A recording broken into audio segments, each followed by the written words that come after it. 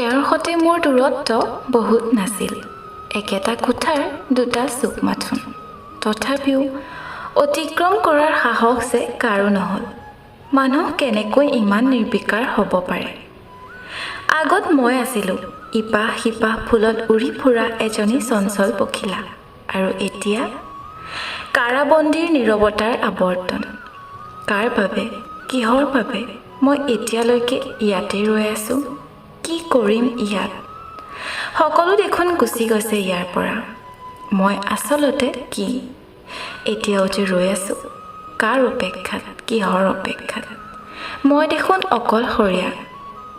স্তব্ধ সময়, স্তব্ধ ঠাই। বেদনাবোৰ কিন্তু বৈ গৈ আছে, কেতিয়াবা নৈৰ পানীৰ দৰে আৰু কেতিয়াবা বতাহৰ দৰে।